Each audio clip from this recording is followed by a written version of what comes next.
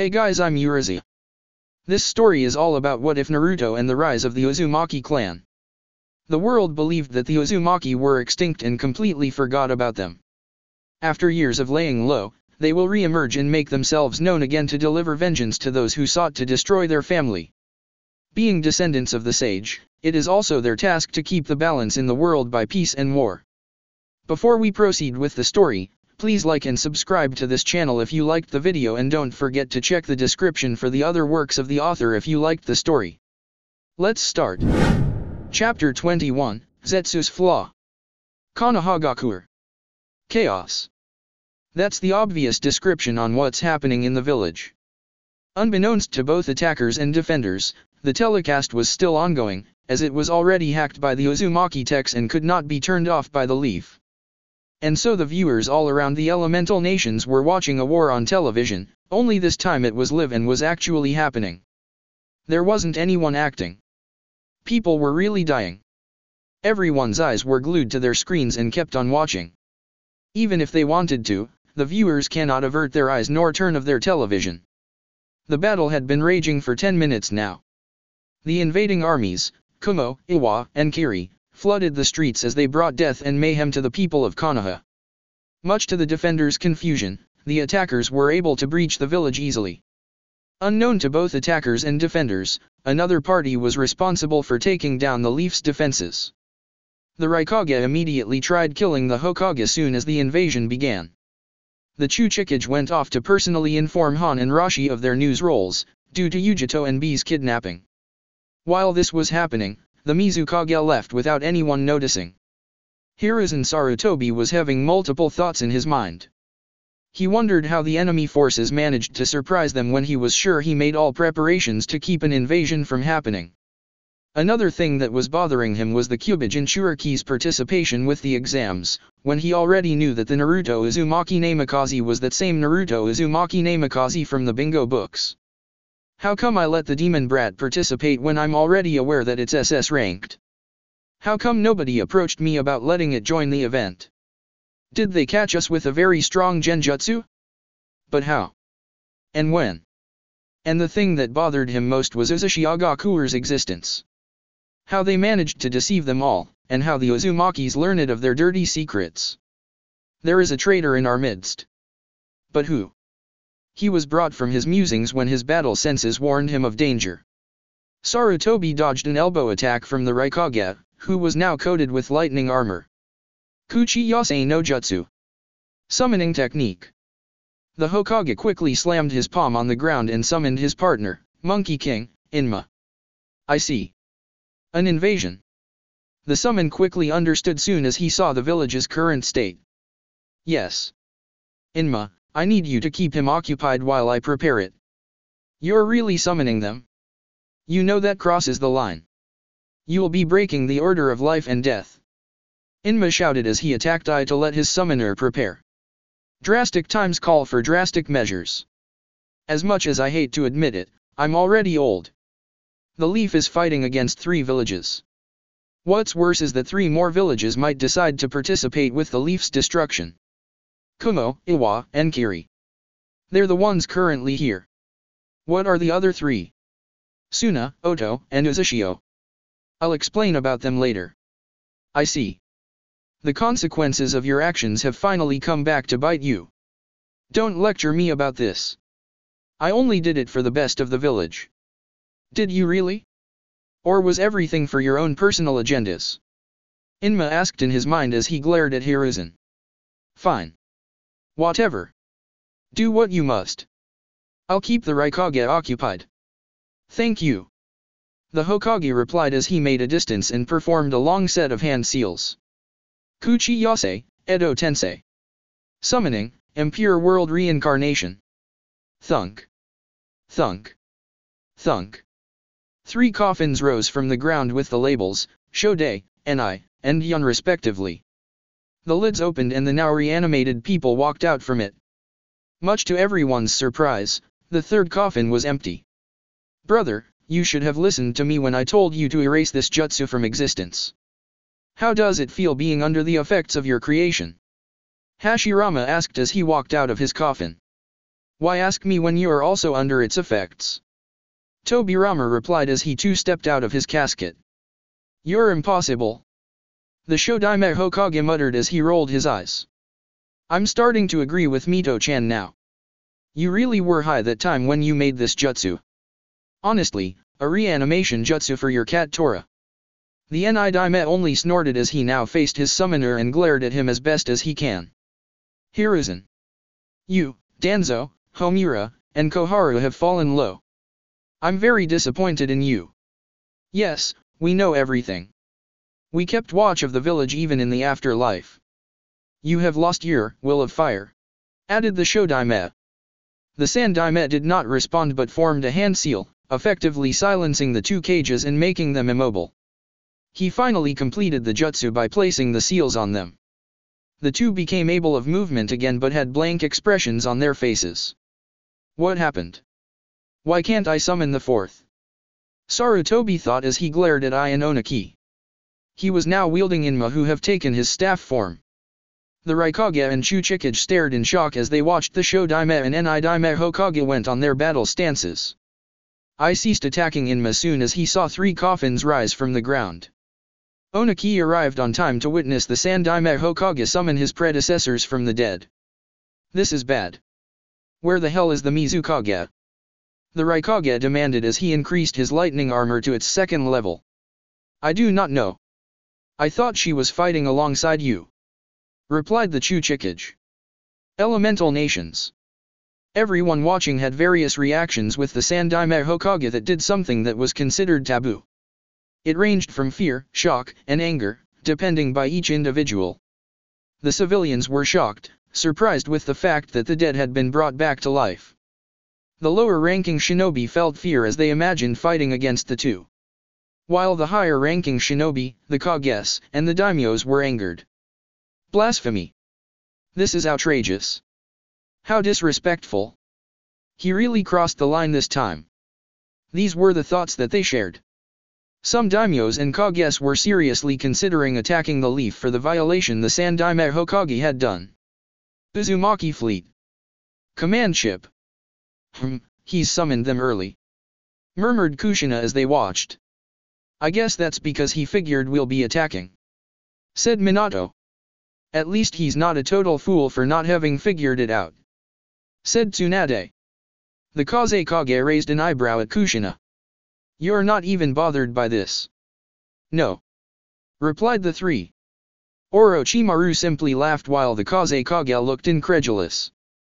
We've known about Sarutobi using the Edo Tensei since the day after I replaced Danzo, said Minato. I had his memories extracted, killing him. Then I resurrected him, of course. We'd want him to see the leaf burn, said Kushina. And don't forget that we're Uzumakis, added Arashi. I'm still confused, said the Kazekage. Simply put, the bodies resurrected by the Edo Tensei are controlled by a seal. Without the seal, the resurrected may attack the jutsu user since they will get back control of their bodies. I see. So you've created a seal that will just overwrite the existing seal to release the Shodime and Daime Hokage from the Sandaime's control. Exactly, replied Kushina, grinning. 1,000 meters to firing distance, interrupted the captain's voice as he spoke through the intercom. There's our cue, said the Uzukage. Naruto's ship. Naruto, what do you plan to do now? Asked Gara as he stared at B and Ujito's unconscious forms. I'll convert them. If they choose to remain loyal to their village, I'll just kill them. Simple. You won't have to kill them. Once you tell them you're the sage's reincarnation, their bijus will convince them to join our cause, said Yotakada. We'll see. On cue, Fu and Hinata removed the seals that kept the captives unconscious. B was the first to wake up, followed by Ujito. The two of them glared at Naruto as they recognized him. Hello. I'm sorry about earlier. Really? Said Ujito sarcastically. We don't have to be enemies. You're following the wrong cause. My loyalty belongs to the Raikage and Kumo, replied the woman, while B kept silent. Ujito-san, I'm sure you're aware about Kumo kidnapping children and raising them as weapons. What are you trying to say? Isn't it obvious? You're one of those children. Yujito's eyes widened. How can you tell? She asked weakly. Come on, just by looking at your skin color, it says a lot. If you want more convincing, why don't you ask Madatabi? Naruto added. How does he know my name? Bijus aren't allowed to tell humans their names. They can only tell it to their own hosts. The demon cat wondered. Ah, you're wondering why I know. Muttered Naruto. Jiyuki, are you listening too? Jiyuki's listening, yeah. Said B. Very well. I'm not that good at talking, you see. So I'll just. Trailed off Naruto as he activated his Rinnegan. My Rinnegan haven't achieved its final form yet. But the old man told me it will soon. Anyway, to sum it up, I'm the reincarnation of the sage. Naruto ignored Yujito and B's gasps and continued. To back up my claim, you and your Biju can talk to the sage himself. He shall be the one to explain everything about me and the Uzumaki clan. Naruto sat down and offered his hands. B immediately accepted while Yujito was skeptical. My hands are clean, you know. I haven't touched anything filthy or poisonous. No. There are no seals either. I'm not going to harm you, I'm simply bringing you to my mindscape. Inside the mindscape, B and Yujito were expecting to see a sewer. Instead, the mindscape looked like paradise. Unknown to them, Naruto simply copied the appearance of the sacred island where he and the others trained to become perfect Jinchurikis. It looks like the giant turtles. Muttered B. Jiyuki appeared behind him. Indeed, B. However, this is bigger. This island was meant for the 9 Jinchurikis to train simultaneously. If Naruto knows this place, then I'm pretty sure he's also perfected his form and has bonded with Kurama. Damn right. Said Kurama as she appeared. So what is this reincarnation thing your host was talking about? Asked Madatabi as she appeared behind Yujito. Easy. Naruto was telling the truth. Said a new voice. Of course I was. What would I gain by lying about me being your reincarnation? Madatabi and Jiyuki gasped as Naruto appeared with a man who looked exactly like him, except he was older, had horns, and had red hair. The old man chuckled. Calm down, now. There's no need to get riled up. The old man said as a staff materialized. He banged it on the ground and there appeared ringed patterns. Hello, my children. Rakuta calmly said as he faced Madatabi and Jiyuki. B and Yujito bent down on their knees as they felt the man's power. Rise. B, Yujito. The two hosts nodded as they stood up. Naruto disappeared and reappeared on top of Kurama's head. The sage of the 6 paths once again banged his staff on the ground. The scenery changed. We are now at the Warring Era. This was the time before hidden villages were found. B, Yujito. I want the two of you to pay attention. And so the sage showed them everything from that era up to the current date. Rakuta then explained and showed how he chose the Uzumaki clan. He explained their purpose on the world, maintaining balance and getting rid of peace breakers every now and then, hence the reason why their clan obtained the Rinnegan. The sage showed Uzushiagaku's establishment up to the point where they were forced to make the world believe they were gone. He also showed them Naruto's upbringing and how he became the strong young man he was now.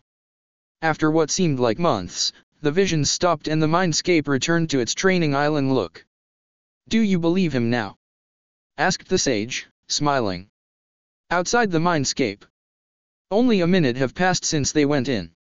Of course, time and dimensions were different when they are inside their mindscapes. Now that you know and understand why my clan are doing this, I will be leaving you alone for now to think. I won't force you two to fight for us. I understand your loyalties to your country. However, I will be limiting your chakra to ensure you remain here and not attack us. Command ship. Anchor ships. Troops, disembark. Tanks, sweep the area. Airships, go on ahead and commence bombardment. Ordered Kushina. Air Force. Command airship, Nagato's airship. Nagato watched from above as his commanded force, 120 airships flew past Konoha's outer walls, not worried about anti-air systems as they have been taken out earlier. Making their easy way in, the raging battle could now be seen. "Scatter around," ordered Nagato through the intercom as the ships positioned themselves above various parts of the village. The fighting below seemed to come to a halt as the attacking alliance forces and Konoha's defenders watched the airships warily. On the middle of each airship, a hole opened and a cannon appeared. It had a 1.5 meter diameter and was 3 meters long.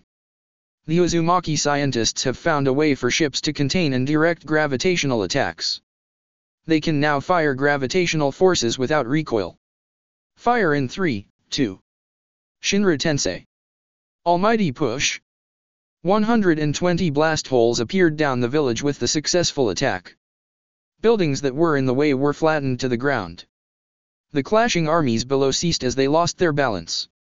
Those who were fighting near buildings perished as the structures came down on them. The fires that have started had been put out due to the intense gravitational attack, the air dying with it. Activate shields. We have 15 minutes before the cannons are ready for another blast. Sir. The captain shouted. Our radar has detected about 130,000 signatures from the Hokage mountain.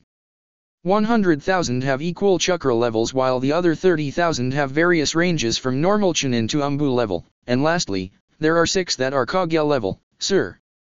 Obito's army. Muttered Nagato. Inform the main command, immediately. Hi. How on earth did they get there? Underground travel? Mass transportation jutsu? Wondered Nagato. Konoha's barrier core. What the hell? There are 2 more armies approaching from opposite sides. Said a Hyuga. There are more than 100,000 on each side. Inform Hokage-sama immediately. A Yamanaka nodded and formed a hand seal quickly and transferred the message to Inoichi. Konoha Arena. The battle between the Kages went to a halt as they came to a standoff. Hiruzen Sarutobi breathed deeply as he glared at the Raikage and Chuchikage. Hashirama and Tobirama, whose faces were blank, stood in front of the Sandaime Hokage in a defensive position. From the corner of his eye, Hiruzen noticed the head of the Yamanaka clan running towards him. As the man arrived, he beckoned him forward as Inoichi relayed the message. Unnoticed by them, 2 others also arrived to relay the same message to Iononaki. Iononaki's POV. After hearing the message, the 2 leaders conversed, as they noticed the Hokage also busy conversing with a messenger. 200,000. Half of it consisted by Uzumakis. Their army is that huge. Exclaimed Onaki. There's still the other half. We can convince them to fight alongside us. Said I. Where the hell is the Mizukage anyway? If my instincts are correct, then I believe she's already dead. The second or third incoming army must have gotten the Mizukage and her forces, as we have lost connection from the ships. Then if it's true, Water Country is now ours. The Chuchikage said with devilish glee. Do not celebrate yet. We still have to survive this. Hiruzen's POV. I see. I need you to relay the message to everyone. If the incoming armies are more opponents, then we will have to withdraw and let them kill each other first. We'll come out when their numbers are reduced to half. But sir, the Uzumaki army have advanced machineries and weapon rise. I know that, Inoichi. We have no choice. Konoha will be a battleground of 4 different sides. But do not let that put you down. As you can see, I have summoned the Shodaime and the Nidaime Hokage. Their bodies repair by themselves as well as they have unlimited chakra. They will be of great help to destroy invading armies. Relay this information as well to boost morale. Uzumaki Fleet. Command Ship. Nagato, use the normal jutsu cannons and meet Obito's army. Bomb the hell out of them. Tanks, move to the sides to close in for an ambush. I want their army reduced before they descend the mountain. Nagato, the tanks are yours to command now. Minako, move your corps towards the shores. Keep an eye with the Kiri and Kumo navies but keep out of their radar. Narumi, move your corps forward and form a perimeter around the village. Kaide, have your corps form a second line behind Narumi's. After giving out orders, Kushina faced the Mizukage, who smirked at her.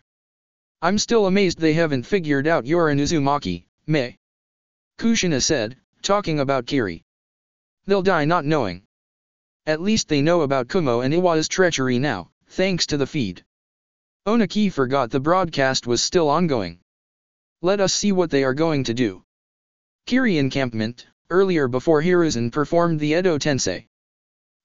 Who have remained behind to watch the feed and properly give orders depending on the changing situations, was horrified to find out that the Mizukage have been betrayed by the Raikage and Chuchikage. Unknown to the Kiri army, the Uzumakis sent them a fake feed through their telecast where they witnessed Mei and her husband being brutally murdered by the Raikage and Chuchikage in 100 bolt and rock. Ao-sama. A mist bowed before him. Kiri looks to you. Said another. What are your orders, Roku Daima Mizukage-sama? Said a third. Took a hard look as he drew a long breath. Recall all our forces.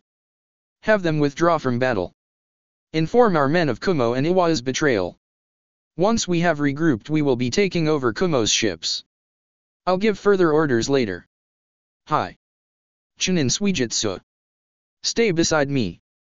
You'll be replacing Kojuro. Yes, sir. May I ask why? Did he die? No. Worse. Have you forgotten? He made a fool of himself during the first part of the exam. He doesn't deserve to be called one of the 7 swordsmen. Sure, he's got skill. That's what made Mei-sama pick him. I was one of those who disagreed, because of his lack of confidence. We both hoped that he'll find it. But until now he's still scared of doing things and still needed encouragement. In battle, there will be a time where you'll be alone, where you will begin to lose hope. There will be no one to encourage you to perform better than your opponent. You might as well just kill yourself if you're lacking confidence. We are at war now. You'll be taking Hiramekurei from him. I know you're in line for the Kubikiribocho, but since your brother Mangetsu was the last wielder of the Great Twin Blades, I'm sure you'll do fine. Yes sir. I thank you for this opportunity. Bowed Mangetsu. He was very grateful indeed. By wielding the Hiramekurei, that means he's the highest ranking member of the 7 swordsmen. The lowest ranking was the one who wields the Kubikiribocho. Kiri encampment, present time. Now that you are all here, I would like to remind everyone that we are now at war with not just Konoha, but Kumo and Iwa as well. We have been betrayed by them. They brutally killed our Godaima Mizukage as well as Rikaudo-sama. Our first course of action will be to take over Kumo's ships. Thankfully we've only lost about 100 men during the initial invasion. We will kill all Kumonin guarding the ships and hijack it to merge with ours. So here's what we're going to do, kill the Kumonins guarding the ships, take over the ships and merge it with our fleet. Under any circumstances we are to avoid the Uzumaki-nins. They've come to destroy the leaf as well. We do not want them turning their attention to us. They have advanced weaponry and we have no means of fighting them at the moment. I'll give further orders once the task is done. Let's move. Shouted Hi. Uzumaki fleet. Command ship. Movement. There's movement with the Kiri army. Narumi, my orders earlier are now void. Pull out your corps and form a defensive position around our fleet. Now.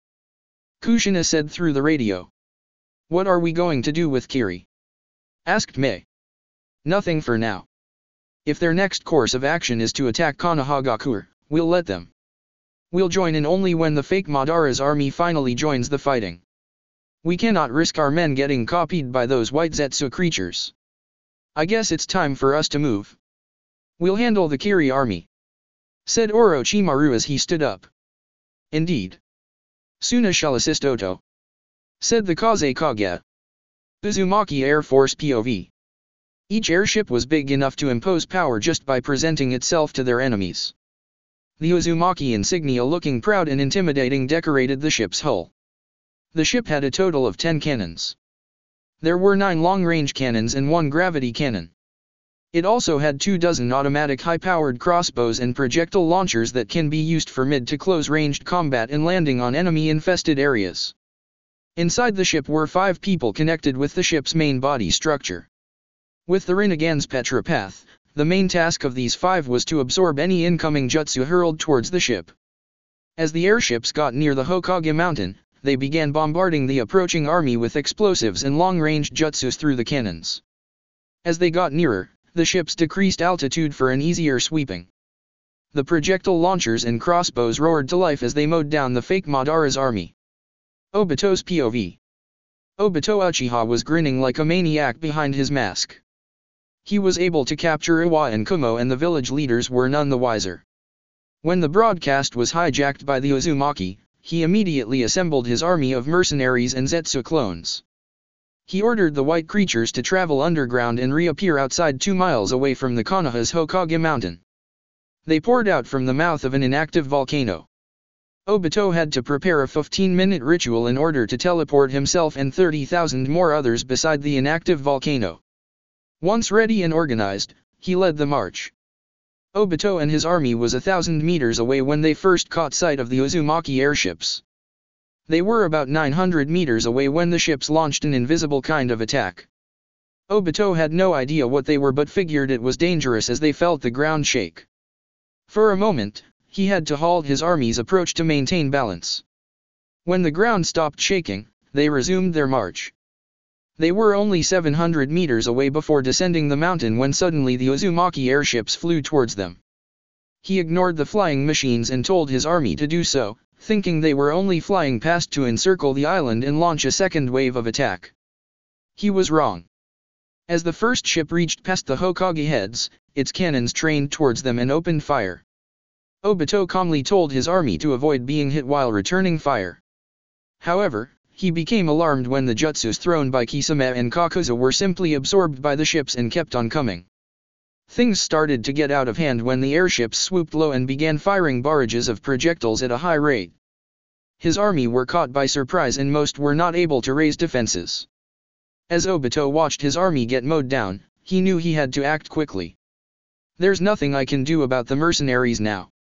Zetsu, Kisame, Kakuzu, Hidan, Sasori, we're moving underground. Zetsu, have the clones copy others as soon as possible. Nagato's ship. Sir, they're escaping. Cut off their escape. Fire earth jutsus to level the ground they're hiding at. Ordered Nagato. Tanks, do you copy? Madara's army of white Zetsu's gone off the radar. Sensors, locate them. Sir, what are we going to do with the mercenaries? Their client has obviously abandoned them. Kill them all. Came the voice of the Uzukage. Will do, Kushina-sama. Sir, this is from the tank corps. The Zetsus and the other strong arm have descended the mountain. They've finally joined the fight. Affirmative. We don't have to worry about getting copied anymore. Rappel down from your ships. Engage the mercenaries. Sensors, keep an eye out for fakes. Yes sir. An estimated count of 10,000 white Zetsus have been mowed down during the initial strike. Around 5,000 mercenaries are on the process of fleeing. Tanks, cut them down then. Nobody escapes. With the Uzumaki Navy. Naruto's ship. Naruto boy. Use your chakra cloak, quick. Naruto heard the sage's voice. Although confused, he did as ordered. He gasped as he sensed about 300 unfriendly chakra signatures. There were at least 2 on each ship. Intruder. He roared as he slammed a Rasengan towards the technician's gut. He and his friends watched in combined awe and confusion as the technician's body turned white. Moments later roots sprouted out of its body until there was a young tree. A white Zetsu!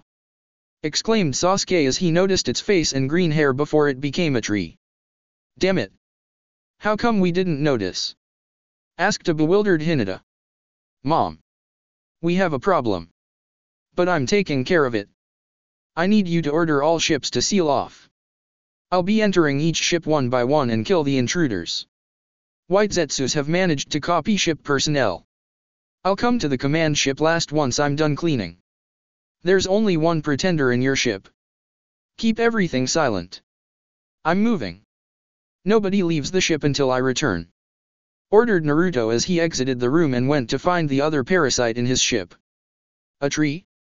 Why did it become a tree, yo? Asked B. We're also unsure. Naruto just activated his chakra cloak and attacked that guy. Sasuke pointed at the tree. I'm sure he'll explain things later once he's dealt with the intruders. Naruto, meanwhile, went from ship to ship and killed the white Zetsus, turning them into trees. He didn't bother explaining to the startled ship personnel who've witnessed a person turn into a tree.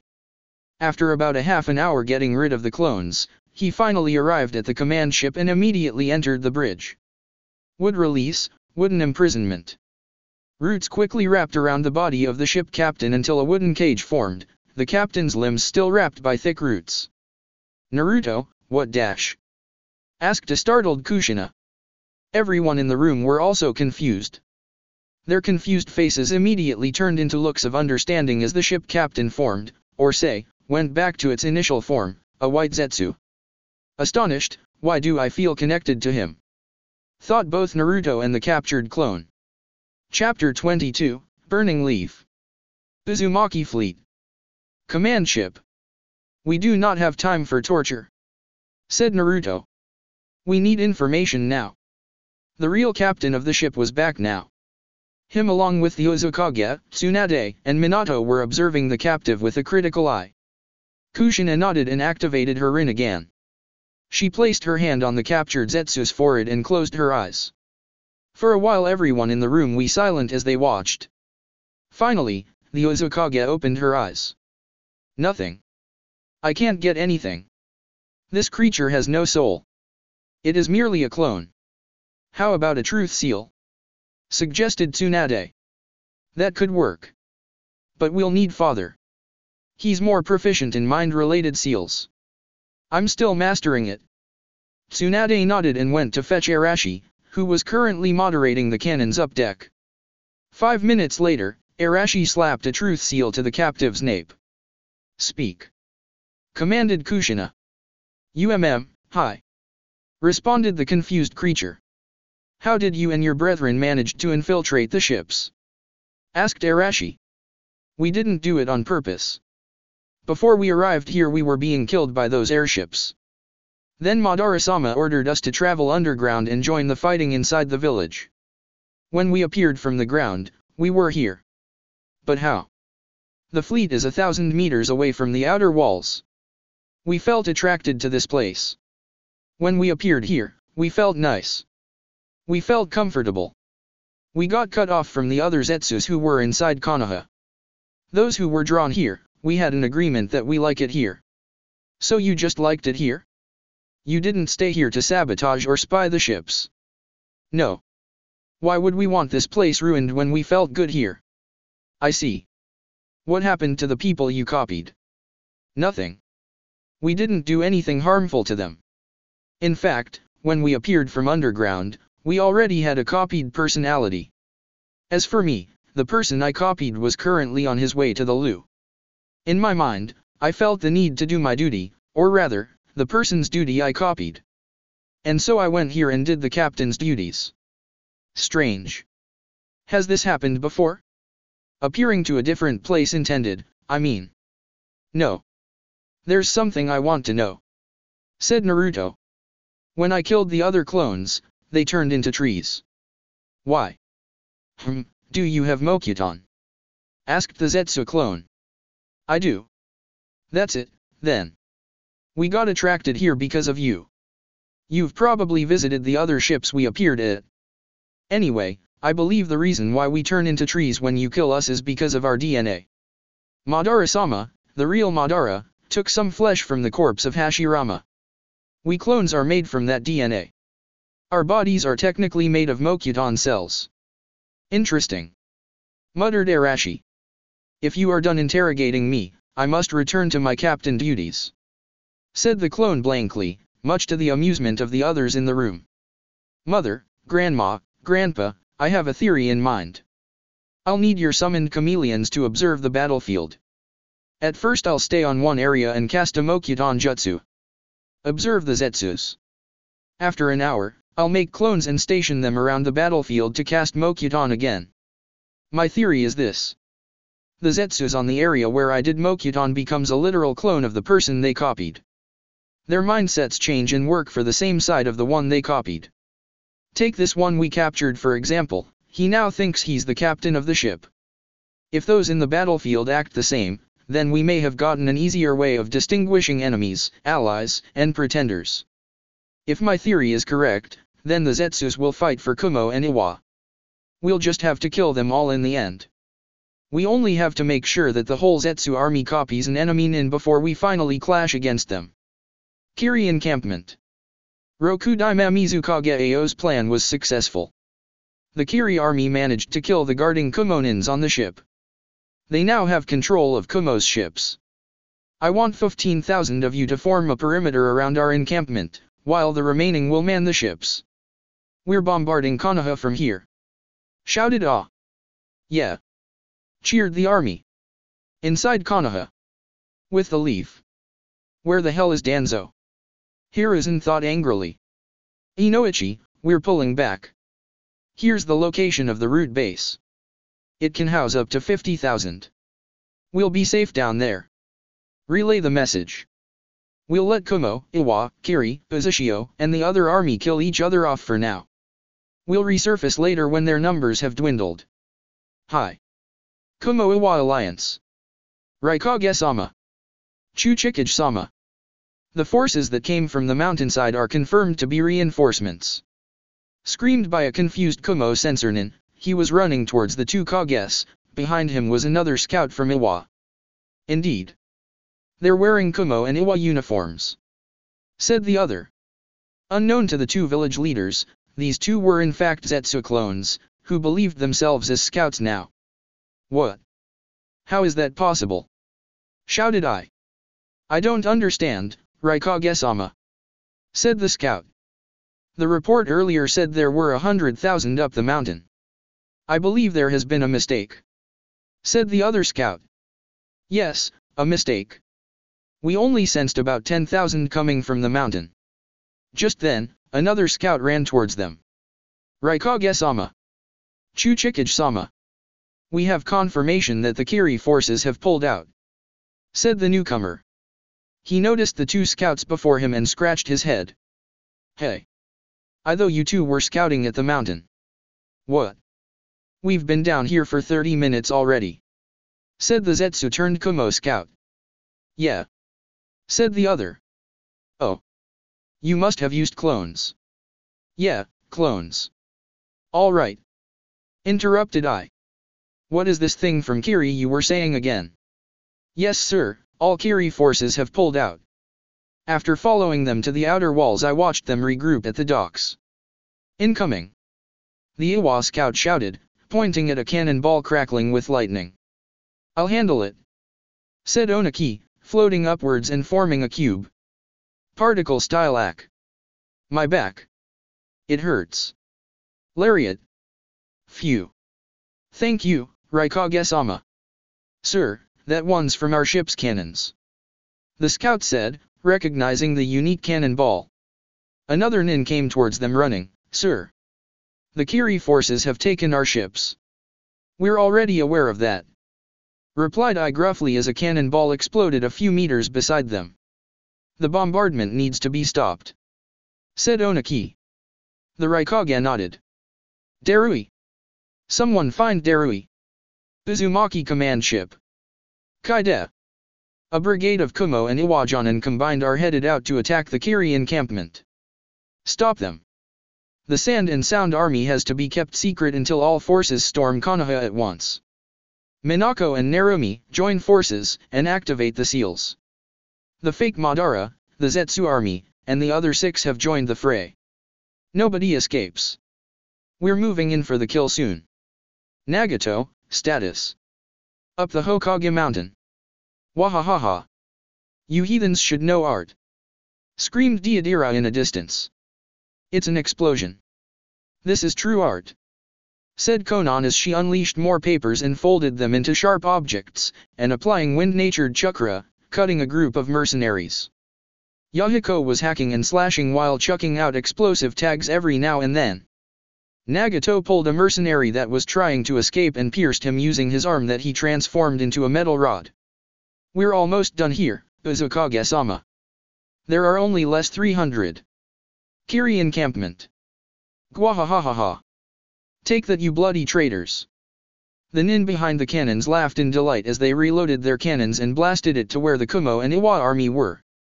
Just then, the ones up the ship's watchtowers began to shout, "There are two armies approaching. Oto and Suna. Fire!" shouted the Kaze Kage and the Otokage in unison. The army behind them roared and hurled projectiles towards the Kiri encampment, destroying their lines into disorder. "Long-ranged attacks, now!" ordered Raza. "Wind style, wind-cutting blades.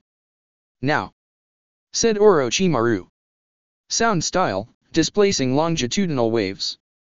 Sand and sound collaboration, great sound cyclone technique. Gara, destroy the ships," said the Kaze Kage. The Ichibujin Churuki nodded and transformed into Shukaku, advancing towards the shores and sending the Kiri nin flying that tried to stop him. Tamari and Kankuro were following behind, killing enemies on the way as well. Kidomaru, Seikon, Yukon, Jirobo, Dosuo, Kin, and Zaku, assist Gara and his siblings. "Will do, Otokage-sama." Darui's brigade. "General Darui. The bombings have ceased." "We're still going, Lieutenant. File into 4 columns, we're passing through that tunnel on the wall. It shall give us cover from the Kiri scouts." "Hi. Double time. Shinra Tensei." The lieutenant screamed as he and the others behind him were thrown backwards. "This is so dull," muttered Darui as he regained composure and faced off with the person who disrupted their march. Blocking their passage through the wall was a man with red hair who looked like the Uzukage. Behind him were masked nin wearing the standard Whirlpool Storm uniform. All of them were redheads, Darui noted. Behind their masks were purple eyes with ringed patterns. "Uzumaki. Shinra Tensei. How dull," thought Darui as he and the others were once again sent back flying. They crash-landed against their fellow Kumonin. Inside the village. With the fake Madara and his army joining the battle, the attacking armies of Kumo and Iwa were in confusion due to their increased numbers. Meanwhile, the Konoha nin took this opportunity to withdraw from the battle and hide underground while their enemies were preoccupied. Unknown to them, some of the Zetsu clones also managed to join them flee underground, attracted with the mere presence of the Shodaime Hokage. Hiruzen changed his mind and decided to pull out the resurrected cages from the battle as well. Senju Hashirama, even though under control by the Edo Tensei, he knew in his subconscious about the Zetsu's connection with him. This was the overlooked flaw with the creature Zetsu. Should the Shodaime gain control of his resurrected body, he would be able to control the white creatures that Madara and his successor created. The Uchiha may know or may have not known about this, as both Madara and Obito were not aware of the jutsu that was Edo Tensei. Narumi and Minako's combined core. After receiving confirmation of their allies besieging Kiri's navy encampment, Narumi and Minako ordered their forces to march to the village. As they grew closer, they found clusters of small forests around the village. Small trees sprouted everywhere, destroying houses and pavements. They halted as they received new information about their new enemy. The beings that were known as White Zetsus were no longer under control of the original Zetsu and the fake Madara. An explanation from Naruto came from, stating that the Zetsus were affected by Mokuton due to them being cultivated from Hashirama's cells, and since Naruto was a descendant of the first Mokuton user, he also causes an effect to the white creatures. The final theory that they wanted to see was Hashirama completely controlling the Zetsus. Once they've taken care of the Kumo and Iwa armies, the higher UPS will be now focusing on releasing the Shodai and Ni Daime Hokages from the San Daime's control. With Suna, Oto, and Kiri. "What is this? Why are you attacking us?" demanded as he called a wave of water to intercept the Kaze Kage's own golden sand wave. "Mist our enemies with whirlpool. While the sand are allied with Uzushiagakur. And by extension, Kiragakur is also the enemy of Tsunagakur," replied Raza simply. "Damn right. The same applies with sound. Your village is also my village's enemy," added Orochimaru as he joined the fight, having finished dealing with Suijutsu, the Mizukage's guard. Both Kazekage and Mizukage called forth another huge wave of water and sand. As the waves crashed against each other, the area became flooded with heavy mist coated with sand particles. All fighting around them ceased as everyone had to take cover to protect their eyes. While everyone was distracted, a huge arm of sand grabbed both cages. Orochimaru recognized the Shukaku's partial transformation and saw Gara and his siblings at the chest part of the monster. He followed as the sand demon turned its feet into waves of sand and flew away from the battle. By the time the Sunanin recovered and managed to blow the sand and mist with wind jutsus, the spot where the cages were was now clear. The three armies were confused for a moment before they heard an explosion and felt the rumble of the ground about a few kilometers away. Glancing at the distance, they saw the Ichiba Jinchuriki completely transform into Shukaku. They then understood that the cages went away so they could go all out without harming their allies. With a war cry from Kimimaro Kaguya of the sound, the Otonins unleashed another wave of sound jutsu, disorienting the Kirinin that were close. The battle recommenced. With Gara and siblings. Otokage-sama, please deal with the Mizukage while me and my siblings fight our beloved father, said Gara. Orochimaru quickly understood and summoned Manda, starting his battle against the Mizukage who was still looking at Gara confounded. What is the meaning of this? Demanded Raza. We're only returning the love you provided us, father, replied Tamari. Or rather, the lack of love you gave, added Kankuro. I know it was you who sent assassins after me when I was younger. I interrogated dear Uncle Yoshimaru. He is now dead. You will be following him soon. Sabaku Q. Back in Konoha. The Kumo and Kiri armies who were attacking earlier were now in the defense as if protecting the leaf. The Raikage and the Chuchikage ordered their men to form a defensive position as the walls surrounding the village collapsed. As the dust cleared, an army now stood in place of the fallen walls, all wearing red armor proudly showing the Uzumaki crest. They were surrounded. And trapped. A purple barrier shimmered out of existence, forming into a huge dome and covered the whole village. Ai and Onaki rallied their troops as the Uzunins charged towards them in battle. A female version of Minato and a male version of Kushina headed for them and attacked. The two cages eventually recognized them as the mentioned eldest children. Narumi drew her sword and engaged the Raikage in a Kenjutsu against Taijutsu match while her brother Minako slammed two giant Rasengans at the old Chuchikage's particle shield. Up the mountain. Haha. Art shall prevail. Deidara cackled as the final mercenary exploded in blood and gore. I think we're done here, said Yahiko. Yes. Time to go down, Nagato said as his commanded troops regrouped. I'll teach those Kumonin my art, as Iwa will never understand and appreciate it. Hence my defection, Deidara solemnly swore. I'll teach them my art then, said Konan. Ah. The seals have been activated, Yahiko muttered as he watched the walls collapse where moments later a purple transparent dome appeared over the village. You guys can blow things up to your heart's content inside the barrier. The outside won't be affected, informed Nagato. Ha. Yes. The heavens smile upon me. C2 Dragon. Deidara yelled triumphantly as he hopped on the hovering dragon clay and directed it down the mountain. He dive-bombed at a huge group of Iwa ninjas who were gaping at him, apparently recognizing him. Katsu. You fuckers said my art was rubbish. Now, tremble in awe and cry your hearts out as you experience divine judgment. C3. Muahahaha. Let's go, ordered Nagato as Deidara continued to blow up Iwanins.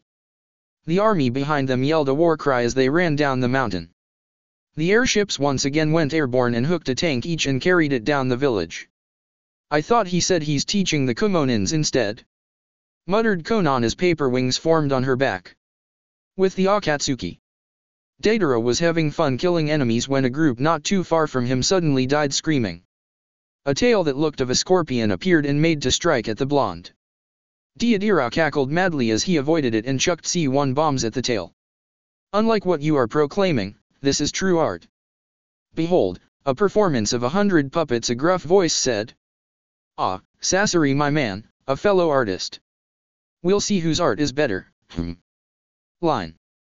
Meanwhile, Yahiko was staring at a man. Or is that a woman? In front of him who was wielding a 3-blade scythe. You will be a fine sacrifice for Jashin-sama, screamed Hidan passionately. Just what the hell are you? I, Hidan, am the priest and chosen of Jashin-sama. Prepare to die. Ah, so you're a male then. Concluded Yahiko. You heathen. How dare you call me how dare you mistake me as not a man? I never said you weren't. Muttered Yahiko as he prepared for battle. You fucking pisco. How dare you? Line. Hiwaye. I can't sense the others. What the hell is happening? Quiet, you. But dash. I said quiet. There's Nuzunin in front of us. Oh no. So you're Zetsu. Said Konan. The white creature dramatically spun as he exclaimed, Hallelujah. Die. Ordered Konan. Line. Tuna. Observed Nagato. I'm a shark, damn it. A fucking shark. Screamed Kisame indignantly. Kaide vs. Darui. The two generals have been fighting for a good 30 minutes now. They were only slightly winded and was trading bursts of A-rank elemental attacks while going into a taijutsu combat every now and then. For Darui though, he was beginning to feel troubled as he kept on moving to avoid his opponent's jutsus, who seemed like he was merely throwing kunai with such ease. Kaide didn't bother moving away as he simply absorbed the attacks and recycled the chakra to throw back another jutsu at the Komonin. Gale style, laser circus. He really absorbed it. I thought I was imagining things. How dull. Darui thought as he drew his sword and made a forward slash at his enemy. I'll have you know, Kumo Gakure prides itself for its kenjutsu. We are the masters of the art. Used to. Corrected Kaide as he drew his own katana. While the Uzumaki are natural fuinjutsu masters, we have drilled ourselves into kenjutsu as well. Prepare yourself. How dull. Muttered Darui as his opponent easily parried his attack. Kenjutsu art, Uzumaki style, water waltz. Kaide arched his sword in a whipping motion and Darui watched mesmerized as the katana shimmered with water twirling around it. First step. Kaide moved forward and did a rising slash at his opponent. Darui quickly concentrated and coated his own sword with lightning chakra and jumped backwards after deflecting the blow. He was sure the attack didn't reach him but felt blood dripping on his right sword arm. Second step. The Uzumaki made a horizontal slash to the right. Darui's jump earlier made some distance from his opponent and was surprised when the water swirling around the sword shot towards him like a whip and caught his waist. Third step. The Storm Commander made a downward slash this time, while his opponent tried to severe the water whip. Darui was pulled towards him. Fourth step. Kaide finished the waltz as he did a horizontal slash to the left. His katana seemed to expand as it cut its target. Darui managed to raise his sword to keep himself from getting cut. However, the Kumo general's sword was cut like butter while the Uzushio general's katana passed through his chest. Now that wasn't so dull. A fatal attack. Was Darui's final words as he fell from battle. With sound 4 and Team Dosa. As a reward for graduating the Uzumaki Academy course, the group used the gift Orochimaru bestowed upon them. The Sound Nin slaughtered their opponents with ease with their Sound Mark activated combined with the natural skills they honed from Whirlpool. Activating Stage 2 of the Sound Mark, the Sound Nin inspired awe and fear upon their enemies. The Kirinin were helpless as they had no idea how to defend themselves from attacks in the form of sound. Kimimaro, whose terminal disease just got treated, looked magnificent and frightening at the same time with his Sound Mark. The Snake Sunin gave it to him a week after Tsunade healed his supposedly incurable illness. Gray, black, and obsidian black bones were sprouting from his body unlike the natural white. Enhanced by the mark, the bones were bigger, stronger, and sharper. His appearance made him look like he was wearing a leafless pine tree as armor. Orochimaru vs. Ah. Youngsters these days are so disrespectful, sighed Ah as watched the Kazekage defend himself from his children. Back in my days dash. Orochimaru interrupted him and immediately engaged him in battle. He hopped off from Manda and proceeded to coordinate attacks with his summon. They fought on for 10 minutes, while Orochimaru actually was only testing the waters. He thought Ah somehow deserved his position as Mizukage due to his speed. However, he was only fast in taijutsu, while Orochimaru was faster and was also good at wide-ranged attacks. Back in my days dash. Quit your reminiscing, your days are over, said Orochimaru as Manda lunged at the Mizukage. Easily dodged the strike and glared at his opponent. Grabbing his eye patch, he took it off and threw it at the ground. You can't catch me, for I have this. Byakugan. If there's anything I hate the most, began Orochimaru as he dismissed Manda and flashed into hand seals. It's people who steal Kekai Genkai. Kuchi Yase, Yamata no Orokai. There was a huge puff of smoke, and when it cleared, an 8-headed serpent towered over the Mizukage. The Otokage stood on top on one of the heads with his arms folded. This one's a thief, Orochimaru told the great serpent. I see. A dojutsu, eh? One of the heads muttered as the others striked. Ao's unwounded eye widened as he hastily went back to his senses and avoided the serpent heads. He is showing the same speed he used to take down the Hyuga whose eye he have taken for himself. Trust me, he'll be on the defensive for the whole time until he dies. Please don't play with him. There are still 5 armies waiting to be crushed. My men along with the sand are taking on Kiri while Whirlpool is dealing with Kumo, Iwa, and Madara's army. As for Konoha, they've decided to hide underground while the battle raged on. I'm sure you'd like to have your share of killing those leaf scum. There was a huge blast that they immediately recognized as a tailed beast bomb. Orokai didn't respond to Orochimaru as he took the Bijudama, a form of competition, and glared at Ah. 8 heads reared back and breathed green flames towards the Mizukage's direction. Tamari, Kankuro, and Gara versus Raza. Normally, it would seem impossible for a Kazekage to be on the defensive against 3 Chunin. However, these Chunin were taught and trained from Uzushiagakur. The battle had been raging for 10 minutes now and Raza was still defending. The Tanuki was throwing wave after waves of sand at him. He would use his golden sand to fight it off but found it difficult. Tamari threw A-ranked jutsus while Kankuro had a dozen puppets all firing poisonous projectiles at him. The last time he knew, the one-tailed demon thrashed around wildly when transformed. Tamari could only do C-ranked jutsus, and Kankuro only had 3 puppets. Now, it was different. Tamari moved gracefully with her new war fan, while Kankuro controlled the puppets with ease. The Shukaku's attacks were controlled, and he was coordinating attacks with Tamari and Kankuro. The Kazekage felt the tension lessen as he noticed Tamari and Kankuro stop attacking. He immediately raised more sand to overpower the Shukaku when he heard them doing the summoning technique. Tamari stood side by side with a Tanuki that was a quarter of Shukaku in size. With Kankuro was a red scorpion almost the same size as Tamari's summon. The siblings watched Shukaku and waited for his signal. The giant Tanuki disengaged from battle and flicked its tail towards the Kazekage. This is it, thought the two. Kankuro led his puppets with his summoned scorpion at the back, charging towards his father. Tamari and her summon would be providing long-distance assistance to keep the Kazekage occupied while Shukaku gathered the necessary chakra for a tailed beast bomb. As Kankuro's puppets surrounded their target and fired projectiles, the Kazekage erected a wall of sand to shield himself, while at the same time, making a sandstorm to turn the tables. The summoned scorpion closed distance with ease and blended in with the Kazekage's sand.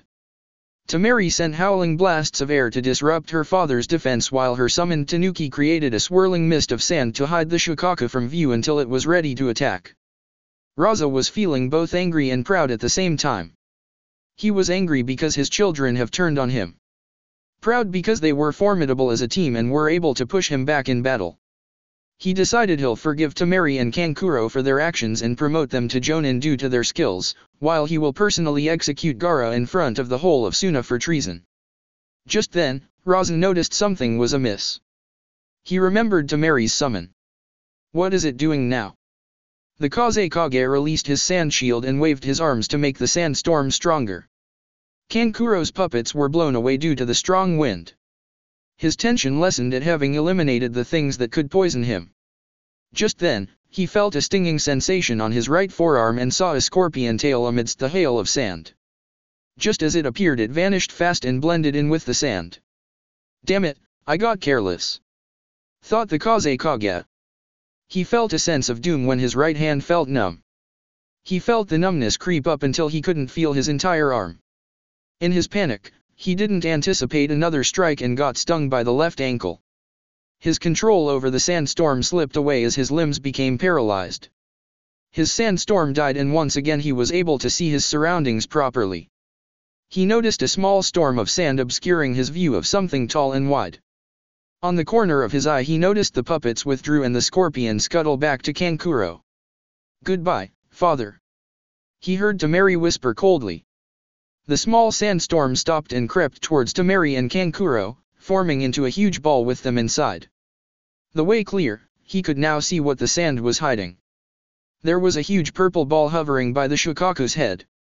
Raza closed his eyes as he admitted defeat. His body was paralyzed. Even if he could move and protect himself, he will only waste chakra as the demon could simply blast him with a second ball. Shukaku aimed at the Kazekage and released the ball of dark purple energy. Bijudama. When the explosion cleared, there was only a huge crater. Gara, who was inside the Shukaku's head, extended his senses and looked for the Kazekage. There was none. "He's dead. Let's go," Gara said with the voice of Shukaku. Tamari and Kankuro dismissed their summons and climbed the giant Tanuki's head. The Shukaku walked towards the battle area of Orochimaru and Ah. There was an 8-headed serpent and flames everywhere. The Otokage was standing on one of the heads. The Mizukage nowhere to be seen. The Mizukage killed the Kazekage by mist acid jutsu. "Inform Baka just in case they look for the body," said Gara, while the Shukaku laughed manically. Orochimaru smirked in understanding. "Very well. You three are needed at the command ship to receive your next mission. With Sand and Sound Army." Kaboom! What was that?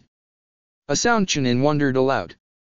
"That, my friend, was the Shukaku's Bijudama," replied a Sand Jonin. "The Mizukage is done for." The others who have also recognized it grinned. "Let's finish his army then." "Yeah." With a renewed vigor, the two armies attacked the Kirinin with more ferocity. A few minutes later, they felt the ground shaking and spotted the Yamata no Orokai with the Shukaku. The Sand and Sound armies once again cheered while the Kirinin began to lose morale. The battle ended 15 minutes after the Yamata no Orokai reached the battlefield and laid waste. Orochimaru ordered the Sound 4 and Doso's team to go to the command ship. As they left with Gara and his siblings, the Otokage informed the Sand of their Kazekage's demise by the Mizukage's hands. He told Baka that Raza told him he'll be the Yondaime's successor. And so Baka became the Godaime Kazekage. Uzumaki command ship. "Welcome back," began the Uzukage. "As you've noticed, you are with your batchmates. You will be working once again as a whole class. As there are a total of 12 teams, you will be divided into 4 subgroups. Team Fox will consist of Naruto's team with the Sound 4 and Team Doso. Team Raccoon will be Gara's with teams 7 and 8. Team Komei will be Fu's team with teams 9 and 10. Yotakata will be joining Team Slug, which consists of Tayuya's team, teams 11 and 12. Now, there's a Jinchuriki on each group. The non-Jinchuriki's goal is to protect and provide cover for the Jinchuriki in your group until you arrive at your assigned destinations. Team Fox will be heading towards the centermost part of the village. Team Raccoon will be at the northern area. Team Komei at the southeast. Team Slug at the southwest. When all of you are in position, Naruto, Gara, Fu, and Yotakata will assume into their tailed beast mode and wreak havoc. This mission serves 2 purposes: 1, to give our enemies the feeling of hopelessness, and 2, to draw out the Leafnin who have hidden underground, or more specifically, the Konoha higher UPS. Our sleeper agent shall take care of trapping the rest of them. Everything clear? Hi. The teams then nodded and left the ship. As the Chunins left the office, Minato, Tsunade, and Arashi entered the briefing room. Right. As soon as the old monkey comes out with the Shodai and Nidaime Hokage, we'll hire to their location and free them from the Edo Tensei. Minato-kun, it's time, said Kushina. The former Hokage nodded and was gone in a flash. Konoha Underground. Sarutobi gazed at his villagers gravely. He was feeling a bit thankful as he noticed at least 70% of the village's population made it underground safely.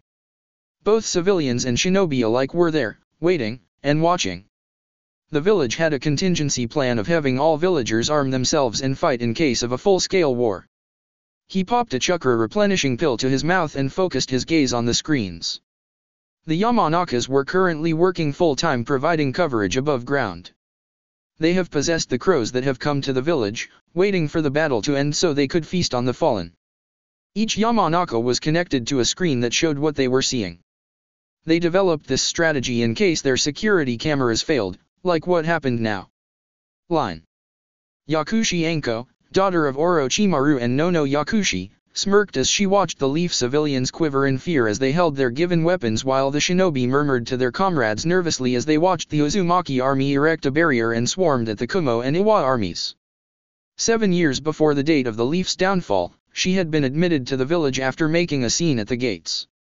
She had no trouble convincing the guards, doctors, and the interrogators that her trading caravan had been ambushed by rogue Kumo and Iwa shinobi. She was brought to the hospital where she finally met her brother, Kabuto, after not seeing him since the attack on Whirlpool. She took on the alias of Mitarashi Anko. Once she passed the 3 months probation, she was allowed to join the ranks as a Chunin and eventually was promoted to Takubutsu Jonin after a year. She was easily accepted to the TNI division due to her sadistic streak. Her father was most pleased. And she was able to easily communicate directly with Kabuto and Nono who were also at a high position at the hospital. Since most people were brought before and after interrogation at the hospital, their passing of information with each other wasn't suspicious. 2 years before the invasion, she found out about the huge underground dome they were currently hiding at. She had her summoned snakes explore the area while she discreetly searched information about it. As it turned out, the place had been created when news about Wave Country being freed by an unknown group reached them. A week after her discovery, she was given orders to place remote-controlled seals all over the place. Every Sunday night, she would receive 10 tags for her to plant. 3 were chakra limiter seals, the other 3 were barrier seals, while the remaining 4 were explosive seals. Eventually, the dome had been filled with 1,000 tags. All of them linked to her chakra signature. Waiting to be activated. Anko was interrupted from her musings when she saw Shimura Danzo walk past her before nodding. She had to control herself from bursting out laughing as the supposedly dead Yondaime Hokage approached the Sandaime with his walking stick. As the Sandaime restrained Danzo and confirmed his identity, she created a clone and had it watch the scene like most of the people there did, while she stepped into a hidden room she created and started making hand seals. The 1,000 tags in the room required exactly 250 hand seals to activate. Line. Minato, under the guise of Danzo, calmly approached the Sandaime with an impassive look. Suddenly he found himself unable to move, the Shodaime's Mokuton abilities restraining him. Danzo growled angrily, his scars becoming more visible. What is the meaning of this, Sarutobi? You've been missing since the exam's 3rd part. We feared you got caught by the enemy. Prove that you really are who you appear to be. All right, then. Ask me something. Sarutobi nodded and asked him to recite a line that only the Hokage knew. A secret code. Minato inwardly smirked at the tricky question. Normally, he wasn't supposed to know. But since Danzo was Danzo, the old Warhawk also knew. If Kushina hadn't extracted the old bastard's memories, Minato wouldn't know if Danzo knew.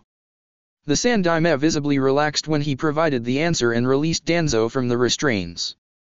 What happened to you, my friend? Asked Hiruzen as he led Danzo away from listening ears. I was ambushed by Kumo's Black Lightning Corps and Iwa's Jinchuriki. I was drained of chakra and was about to get executed when my route arrived on time to save me. They provided me enough chakra pills so I could perform the Izanagi. After that I had to find an Uchiha with a Mangekyo to replace the one I lost. I found Shisui, killed him, and then took his eyes. I had to rest for at least 3 hours in order for the eyes to get compatible with my system. Of course, I was aware of the invasion going on, but couldn't really do anything myself at the moment. However, I have my route working. Sarutobi nodded thoughtfully, believing the lie. Where are your route? Above ground. They're carefully hidden and are waiting for further orders. We're going to fight once they've reduced, yes. Of course. We'll crush them all for daring attack the leaf. Minato was about to express his agreement when they heard the cries of shock, anger, despair from the villagers. The Sandaime hurriedly returned to the crowds and checked the screens to see what was happening. His eyes widened as he saw the Shukaku, Nanabi, Rokubai, and the Kyubi roaring angrily, their tails thrashing everything on its wake. Minato mentally congratulated Anko as he felt the seals all over the dome activate. Good. That shall prevent anyone Chunin level and below from coming out. They can have fun watching as we slaughter everyone. Let them feel the hopelessness and misery they made Naruto feel when he was here. Konohagakure, above ground, 15 minutes earlier. The Uzumakis were relentless as they slaughtered the armies of Kumo, Iwa, and what was left of the Zetsu clones. Narumi and Minako were keeping Ai and Oniki from helping their own nins. The Uzumakis who had the Rinnegan awakened were given the green light to use the paths. The red-haired warriors sucked out souls, summoned animals that kept on multiplying instead of dying, deployed bombs, absorbed jutsus, pushed and pulled people with gravity. One by one or group by group, their enemies fell. Naruto and the others' special teams fought every now and then as they headed to their assigned destination. Those who arrived early stood their ground and fought while they waited for the others to reach theirs. After 15 minutes of weaving through the battlefield, the 4 special teams reached their destination. The 4 Jinchurikis mentally gave the signal and simultaneously entered tailed beast mode. The towering figures of Shukaku, Kome, Seiken, and Kurama loomed over the village. Konoha Underground, present time. We'll get trapped and die here if we don't leave. Roared Danzo. We're fighting now. We'll crush them all. We are the leaf. We have the Mokuton and the Manga Kyosherry-non with us. We'll control the beasts. Do not be afraid. Shouted the Sandaime, referring to Hashirama, Fugaku, Itachi, and Sasami. And us too. Exclaimed Jiraiya, who was now in sage mode. Elders Fukazaku and Shima on his shoulders. Reassured, the villagers yelled in approval and swarmed out of the underground dome. The Sandaime or the other high-ranking officers didn't notice the others unable to leave since the Umbu and Jonin were the first ones to exit. Uzumaki command ship. It's time. Kushina nodded to her parents and Hire shined to Minato. Konohagakure. Sarutobi noticed a flash of red before he and his shinobi were blasted off to a wall. Arashi immediately slapped a seal on Hashirama's head while Tsunade did the same with Tobirama. As Sarutobi regained his bearings, he saw Danzo smirking cruelly at him. Danzo, what dash? Kai. Without smoke, Danzo's appearance morphed into a different persona. Greetings, Hokage-sama. I believe your retirement is long overdue. Leave the village's well-being to the 4th, will you? Said the man. Hiruzen, Fugaku, Jiraiya, the Toads, and the rest of the Konohanin stared with wide eyes at their deceased now also alive Yondaime Hokage, Namikaze Minato. The Yellow Flash. The only person known to have single-handedly destroyed a whole army without Mokuton, Sherry-non, or a tailed beast sealed in him. Koharu, Homura, and Danzo have met their ends while they watched the leaf burn. He took a 3-pronged kunai and pointed it at the 3. You'll pay for what you did to my family. Chapter 23, Cutting Loose Ends. He's alive. The Yondaime Hokage is alive. Konoha's done for. These were the thoughts of everyone in the elemental nations who were still glued to their televisions, watching the battle. Konohagakure. As the Hokage led his troops outside the bunker, Narumi and Minako led their opponents towards that area and waited for their parents to flash in. Mio and Miho also battled their way there. Due to the shock of seeing someone who's supposed to be dead, the higher ranks and sensor types of Konoha, Kumo, and Iwa's army didn't notice the armies of Suna and Oto enter the sealed dome. They were practically surrounded, even if there wasn't a barrier. They were only brought out from their shock when Orochimaru walked towards Kushina and stood beside her. It is done. Kiri is now history. Gasps from the leaf, stone, and lightning were heard. Minato smirked evilly. I see. Who goes next? If I may suggest, we let Kumo experience the high ration. After all, Iwa has already had a taste of it. Let them watch it on a different point of view this time. Said Kushina. Ah, a good suggestion. replied Minato. Well then, what are we waiting for? On cue, Minato, Kushina, Narumi, Minako, Mio, and Miho threw out dozens of tri-pronged kunais on all directions, scattering them all over the confines of the village.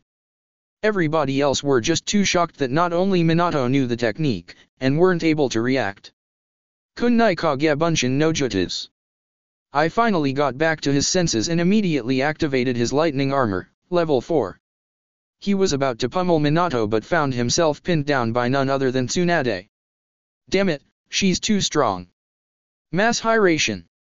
The Raikage could only watch in horror as flashes of yellow, red, orange, blue, and white appeared everywhere, leaving a trail of dead Kumo shinobi. With Deidara and Sasori. Damn it, I wasn't finished showing them my art yet. Deidara cursed as flashes surrounded them and killed Kumo Nin. Whatever, there's still a wa. Perhaps I could show them the error of their ways before they die in awe of my art. Stop ignoring us, roared Sasori. Ah, yes. Yes, You and your puppets against me and my beautiful clay works. The winner shall be the one to show Iwa true art. I'll fight you, I'll show you true art. No, you won't. I will. Doesn't C3 Dragon. With Yahiko and Hidan. Damn artists and their art. Grunted Yahiko as he overheard Deidara and Sasori's proclamations while he avoided Hidan's scythe. I know, right. They've been spouting about their art ever since we started fighting. Why are you agreeing with me? It doesn't matter. You'll be a great offering to Jashin-sama. Ah, yes. You and your Jashin. You've also been spouting that ever since we started fighting. Dai. The Jashinist yelled manically as he charged with his scythe raised. Yahiko stood ground and calmly withdrew several scrolls from his vest. I may not be an Uzumaki, but I'm proficient enough with explosive seals. After all, I was the first person to have taught Naruto Fuinjutsu. He chucked the bombs towards the charging Hidan who merely swiped them away with his scythe. He still got hit by some of the explosion but to Yahiko's astonishment, the priest didn't bleed. Small chunks of flesh and skin were blown away, while the Jashinist pressed on, undeterred. Muahahaha. Hidan laughed hysterically as he neared Yahiko and brought down his weapon. Yahiko jumped away to avoid getting sliced. Shit. Shit. Shit. So he really is zombie? The fucker's not bleeding. Repent now.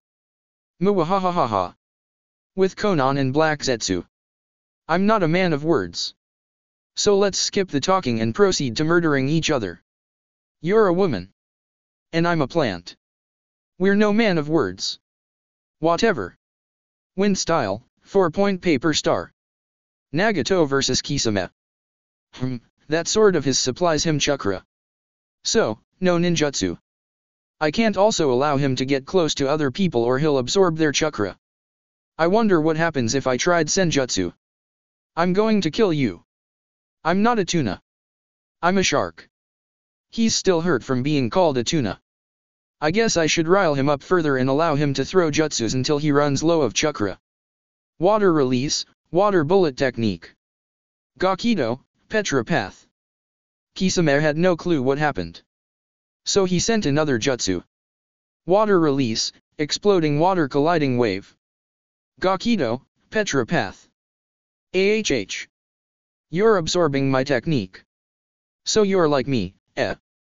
I need to draw him out more. Come, little tuna. Ray.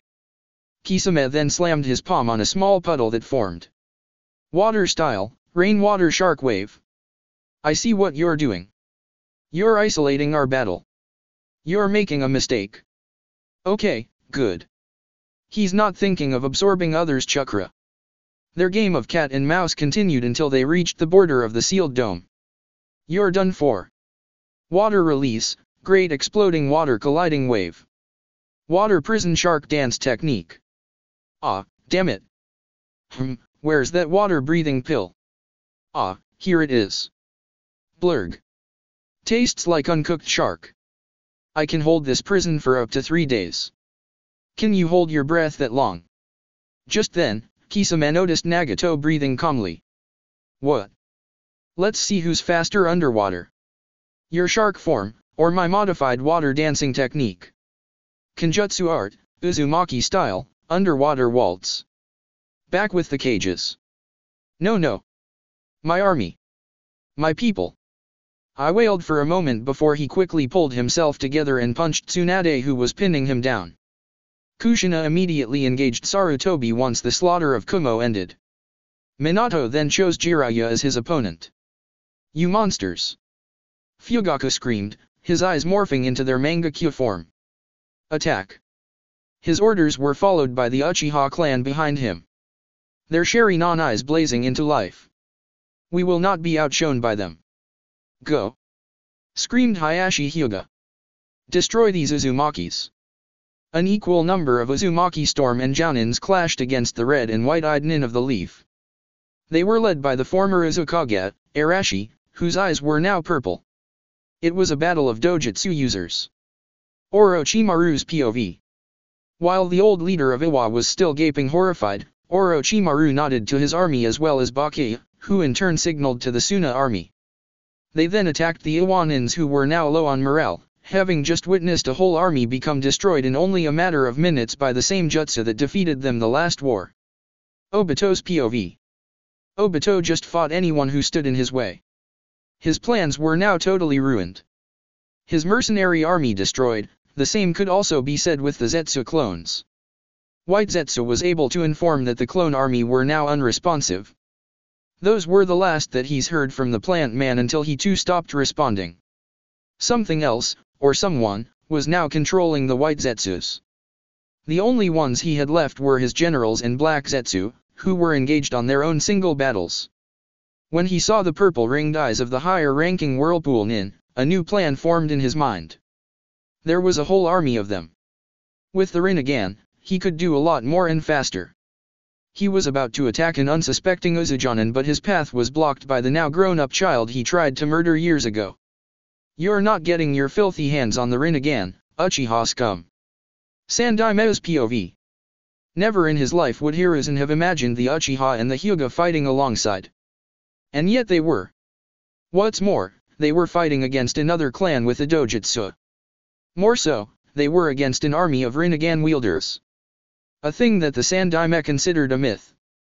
Right now, he was fighting one-on-one against these purple-eyed nin's leader, Kushina Namikaze, who, of course, had the same eyes. His summon-inma left the scene the moment the Uzumaki's eyes turned into Rinnegans. So he was left to rely on his ninjutsu without the aid of his staff.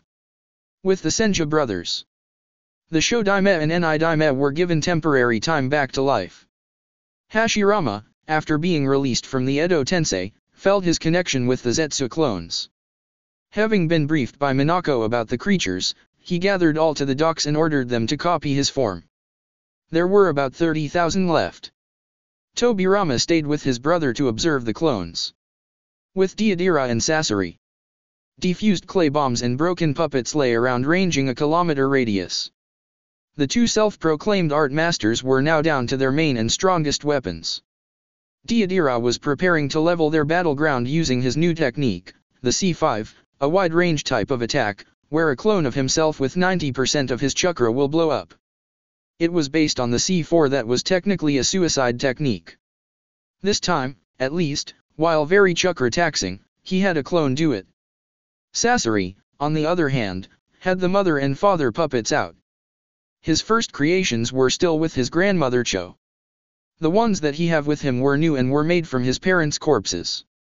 The corpses were presented to him by Obito a month before the Chunin exams. Instead of asking where he got them, he just thanked the man and began turning the corpses into his strongest weapon. He have discarded the puppet Hiriko and used his parents as his new shell. You really are fucked up in the head, Sasori. Turning your parents' corpses into puppets. Die. For someone who's about to join my collection, you're too talkative. That's because you're talking back, Kinjutsu, C5. You won't get me. These puppets are 10 times tougher than Hiriko. Ultimate protection, activate. Offensive attack, 1,000,000 poisoned metal particles. Deidara's clone charged towards Sasori. The puppets opened their mouths and released a dark mist towards Deidara. The bomb caused everyone inside Konoha to stop what they were doing as the ground shook and the bomb produced a white blinding flash. With the Jinchuriki. Mwahahaha. That's how you do it. Blow shit up. Cried the one-tailed demon. The giant Tanuki then faced the Hokage mountain. Shukaku, wait, no. Bijudama. Looks fun. Kome, let's do it too. Said Fu. Bijudama. Whatever. 2 is enough. Said Yotakata. Good. Because I want to blow up Kiri. Well, yes, perhaps later. For now, an alternative. Let's blow up that water dome, then. Nagato will be able to protect himself. Right. Bijudama. That certainly is an improvement. Kurama later said as all of them stared at the turned into fine rubble mountain. Hashirama Aji-san's not going to be pleased, his face was blown up. Said Naruto absent-mindedly. Naruto. Our job here is done. The Konoha are back up. Sasuke called his friend's attention. The 4 Jinchuriki returned to their human forms and were assisted by their guard as they went straight to the now raging battle of Whirlpool and Leaf. With Yahiko and Hidan. Yahiko was thankful for the distraction created by Deidara and the 3-tailed beasts. He was sure he was dead if the Jashinist hadn't been interrupted. Hidan had been able to acquire some of Yahiko's blood. Damn, this thing sure moves fast even with his huge scythe. So far my explosions haven't actually worked since those threads kept on reattaching body parts. Damn it. How come I've forgotten about his partner, Kakuzu? Silently thanking the gods, he saw Naruto jump down beside him. Yo, Yahiko-san. I'll take on the creepy tentacle old man. You blow up this priest. Right. Thanks, Naruto. No problem. Naruto then glared at a certain spot on the ground. All right, now. We know you're here. I know you've wanted a rematch with my great-grandfather. But he's busy with the Zetsu clones, so you'll be fighting me. I have Mokuton too, you see. I guess you'll have to do. I hope you do not disappoint. Kakuzu said as he finally came out from the underground. I'll fight the priest somewhere else. Summoning technique. Right. Let's go. Yelled Yahiko as his summoned dragon picked up the shrieking Jashinist. With Konan and Black Zetsu. The woman and the walking gardens battle was quite simple. While it devastated the area, the fight went on as Black Zetsu lashed out masses of black plant-based attacks while Konan hacked them down with her wind-infused origami. If she wasn't defending herself, Konan was cutting off Black Zetsu parts. The battle lasted quite long as Black Zetsu had the same amount of chakra as a 2-tailed beast. Black Zetsu was cut, sliced, and slashed but kept on growing lost limbs. However, Konan made critical hits that damaged the creature's internal cells. Black Zetsu was aware of this but had more difficulties repairing internal parts than external. And so the deep cuts eventually destroyed the cells that helped him rejuvenate. It's over. A sea of paper wind blades. The technique was similar with Naruto's Raisin Shuriken. Konan's version, however, was based on compressed million tiny papers infused with wind chakra, tightened into a ball, instead of the Rasengan's plain pure raw chakra. When released, the ball decompresses and explodes outwards. Black Zetsu's body was destroyed. Not a single cell survived as they were also cut into pieces. Now that's what you call art. Konan murmured as she moved along and found new opponents. With Nagato and Kisame. Due to Seiken's tailed beast bomb, Kisame lost his hold on the huge water dome. He had to manipulate the water to protect himself. Nagato was able to escape the attack by being reverse summoned to Terra. When he returned, he now had Sage Mode active. Unlike the Toad's Sage Mode that turns unexperienced users into stone, the Dragon's Sage Mode turns unexperienced users into liquid fire. Nagato went on to release a Sage Mode fire jutsu the moment he saw Kisame extract himself from a crystallized sphere. Ah, finally using jutsus now, are we? That's good. I'm quite in need of chakra. And Samehat is starving. Kisame grinned as he raised his sword. Try digesting this then. Sage Art, Dragon Breath. Muwahahaha. That's it. Kisame cried in delight as Nagato spewed majestic golden flames from his mouth. What? What's wrong, Samehada? The sharkskin sword made retching noises as its spikes stood out and went back in. Kisame later dropped the sword due to the intense heat it was beginning to emit. A few moments later there was only a shark-shaped molten metal on the ground. Bastard! You killed my sword. You've been too dependent on your weapon and allowed yourself to get distracted. Now you lose. Nagato stated as Kisame was suddenly swallowed by a molten dragon. Sage Art, Molten Dragon Trap. Sage Art, Magma Walls. Sage Art, Dragon Breath. With Naruto and Kakuzu. I would like to apologize for making this quick, said Naruto as he channeled his Mokuton chakra and began forming hand seals. Would release secret technique, nativity of a world of trees. You sure do back up your words, kiddo. I like it. Kakuzu grinned as his 4 other hearts separated from his body and went on their own forms. Then I'm sure you'll like this one next. After all, it was used to defeat you. Would release, advent of a world of flowering trees. Kakuzu merely smirked and charged ahead, his 4 other hearts with him. I've trained to become immune to that. Fire release, intelligent hard work.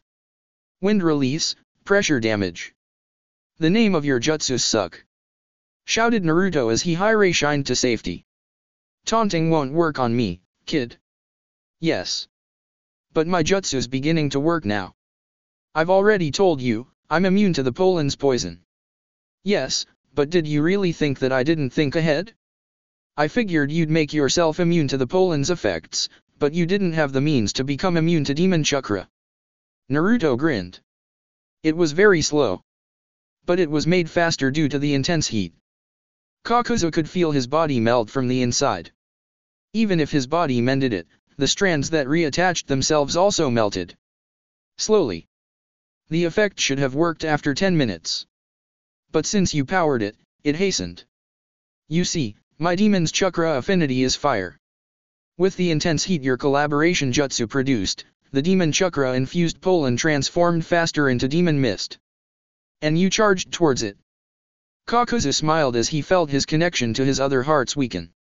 It wasn't common knowledge, but the man had learned and had always been patient after his defeat from the hands of Hashirama. Kakuzu may have been considered evil, but all he ever wanted was a rematch or a match against someone with Mokuton. He's gotten his wish and lost the fight. But he felt contented. The old Takinen smiled as death took over him. Well done. We're his last words. Naruto gave a bow of respect before he took off and began channeling a huge amount of chakra. Sasuke, Hinata, Team Shukaku, Team Kome, Team Seiken. Cover me. It's time. Naruto called to them on their mental link as he reached the main center of the village. Near him were his family fighting the leaders of the opposing sides. General POV. As Naruto channeled his jutsu, Kushina kept Hiruzen busy while Minato fought Jiraiya. Tsunade was holding off while Orochimaru battled with Oniki. In the center, Naruto began forming 300 seals while Hinata and the others protected him, and Sasuke, who was atop his perfect Susanoo, spreading Amaterasu everywhere within the walls of the once great village. As Naruto got to the 100th seal, the skies began to darken. Storm clouds began to form. Jiraiya, who was in sage mode, felt the heavy concentration of nature around him. Looking up he saw the skies filled with storm clouds that went to dark violet from dark blue. He found the source behind it and his eyes landed on Naruto. He immediately recognized the threat. Unfortunately for him, he was still fighting Minato. Recognize it, don't you? It was a great success. We made millions of money from it. After all, the movie was filmed on an actual war. Can you guess the movie's sequel? I'm not in the mood for games. Stop him. Jiraiya shouted and pointed at Naruto's direction. Those who were battling around them took a glance and most recognized what was about to happen.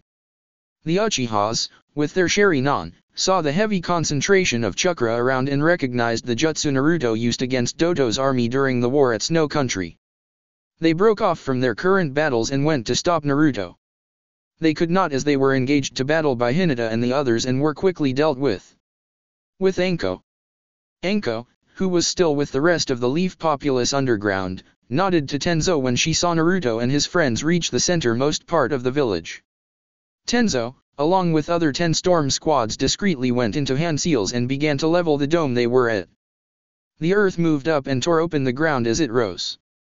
General POV. Almost everyone halted their battles as the ground shook.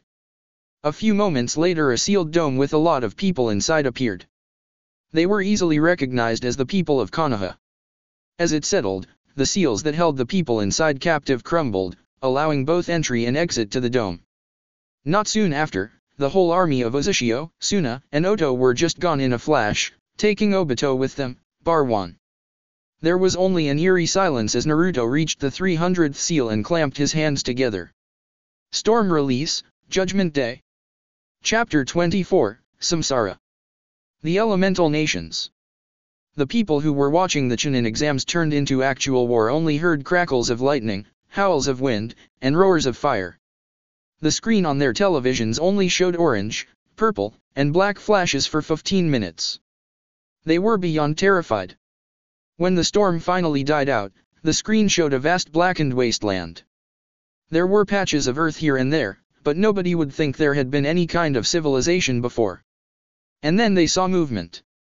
As the camera zoomed in, they recognized Uzumaki Namikaze Naruto. He was once again forming hand seals and were on it for a while. Finally, he finished and clasped his hands together. Outer Path, Samsara of Heavenly Life Technique. And then the feed on that area finally ended. For a moment there was a black screen and showed a different place when it returned.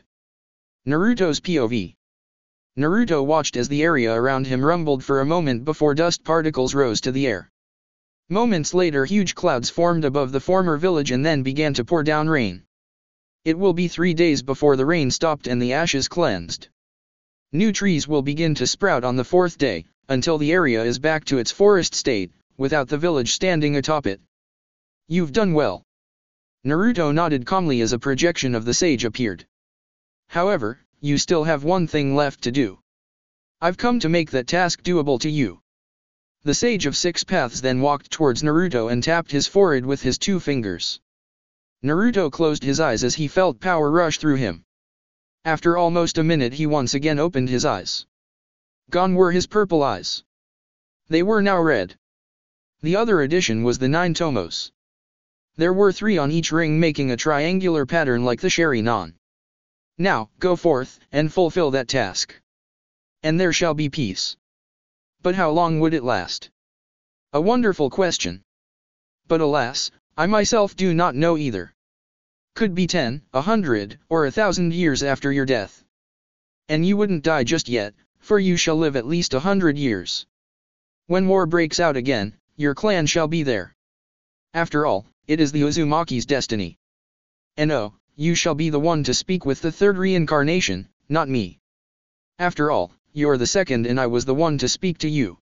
It's just a matter of succession, really. Yeah. One thing for sure though, I'll speak straight and not in riddles. The sage merely chuckled as his projection dissolved. You'll never know though. After a few years, you might start speaking like a hermit. Kurama joked. Whatever. I'm technically your father now, right? Give me some respect. The fox howled in laughter as Naruto Hire shined back to Uzushio. Normal POV. Uzushiagakur.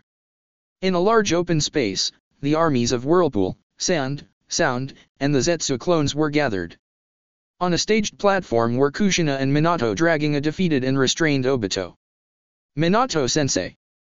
I'm so sorry. Kushina-san, you once saw me as a son. Please, Obito stopped as he realized neither Minato nor Kushina were listening to him. I see. So my execution will be public? He asked as he noticed the cameras glaring at him. Your fate will be televised live, yes. But you will not be executed. Naruto said as he appeared on stage. You plan to make a mockery out of me, then? The Uchiha spat. No. I plan to make an example out of you. Replied Naruto as the cameras focused on him. People of the elemental nations. Shinobi and civilians alike. As you already know, the Uzumakis have been given the task to deliver peace to the world. And it will continue to do so until the end of time. Here, in front of you, is Obito Uchiha. A man who sought to destroy the great five nations by plunging them into war. I need not to elaborate all his deeds. But his actions have caused great and many deaths. I admit, yes, the Uzumaki clan have participated in the war too. Some of you may see it as an act of vengeance. Some will think we were simply doing our task. It's both. We have destroyed Konoha, Kiri, Kumo, and Iwa. While at the same time uniting a lot of smaller nations and making alliances. Black and white. Yin and yang. Light and dark. One cannot exist without the other. But there also has to be balance. This world has gone into 4 wars after the first sage's passing. And counting from that time to present, it has been too long. There has to be balance. Peace. This long war will end today. Naruto walked forward and placed his hands on Obito's head. I, Naruto of the Uzumaki clan, punish you, Obito Uchiha, for your crimes against the nature of balance. You should have died that day when the earth crushed you. But you didn't. You lived to create more chaos. Your punishment isn't death. You planned on enslaving and entrapping the world with your infinite moon eye plan. You shall then be placed in an undisclosed location while you view and experience all the pain and suffering everyone caused of your actions. Beginning with the time you unleashed the 9-tailed fox and almost murdered an infant. You will watch and experience these memories in an unending loop until old age consumes you. You will not be able to break it, because you will have no chakra. Obito's eyes widened in fear at the thought. You couldn't. You wouldn't. I can and I will. Naruto replied as his blue eyes changed into red ringed ones. I am the second coming of the sage, he who brought the teachings of Ninshu. And like him, I know how to take it away. But my chakra. My Sharingan. No, please. Stop. 7 paths, removal. Obito's cries of anguish were drowned out as he and Naruto became covered by white light. After a few moments the light died out. There was Obito lying on the stage with his mouth slightly agape, mumbling incoherent words. Naruto released his hold on the captive's head and nodded to Kaide, who in turn nodded to a pair of Storm and dragged Obito away. This shall serve as a warning and a reminder to anyone who wishes to disrupt the balance that the Uzumakis are trying to achieve. It will be prudent if the elemental nations moved on forward in peace. The live feed finally ended as Naruto's eyes returned to normal. Time skip. 18 months later. Elemental Nations. After the short 4th Shinobi War, the people of the elemental nations moved on. The citizens of Iwa and Kumo made a pact. The 2 former hidden villages were now simply 2 trading cities, as there were very few shinobi left when the Obito Uchiha's army invaded. There were only fresh graduates of Genin. However, the 2 cities no longer planned on pursuing to once again become a village for shinobi. There were still shinobi, but they now worked as police forces protecting the now trading cities. The civilians of Kirigakure have also made their peace with the Uzumaki. The former Mist Village was now a part of the 4th city. Sunagakure remained a shinobi village and had good ties with the other shinobi factions, Spring and Sound. Sound Village relocated to where Konohagakure formerly stood 6 months after its destruction. Uzushiagakure continued to progress and advance. It produced machineries and weapon rise. Some minor villages say they were preparing for war. They were true about it though, as it was the Uzumaki's obligation to keep the balance. While it won't be permanent, they expected the peace to last long, the same as the time covered by the wars since the sage's death. One village, however, were bitter and were not willing to cooperate. Takigakure. Ever since the loss of their Jinchuriki Ki and Hero's Water, the villagers were all feeling resentful towards the Uzumaki. They were convinced that they were right to treat Fu unfairly, as she was only their weapon. The village councillors convened 1 week after Konoha's destruction. What the Uzumakis didn't know, all clan heads and councillors have a leader's amount of Hero's Water each. They pooled it up together and had their scientists work to reproduce it. Today is the day we attack the 4th city. We will show those Uzumaki scum Takigakure is not to be trifled with. Our scientists are successful at reproducing the Hero's Water as well as changing its effects. The drinker will no longer die after taking it. The drinker will only feel drained for a whole day instead. It's a lot better than dying, said the leader. Here's what we're going to do. Since our supply is enough for 3,000 individuals, we will attack thrice. On the first day we attack the former snow, now spring country, and recuperate there. On the third day, we invade the fourth city and cut the Uzumakis off. We attack the first city on the seventh day. The people of Takigaku all cheered after hearing the plan. Their cheers died out, however, when a calm yet loud voice interrupted. A good plan. However, I cannot allow that to happen. You plan to kill lots of innocents and civilians. You've been warned before. So I'm not going to talk you out of your plan. I am, however, giving a chance to those who are not into the plan. Naruto crossed his arms and began to float to the air. Those who wish peace and not want to attack, please step up. I give you my word, I will protect you. You won't need to fear your fellow villagers. All the villagers grew silent and looked up at him. After a minute nobody stepped up. We're not following you, said one. We do not take orders from outsiders, said another. You claim to be the second sage? I call bullshit. For all we know, you could have used some trick to light up the stage and placed some Uzumaki seal on that Uchiha, said the leader. Yeah. You're a fake, said another one.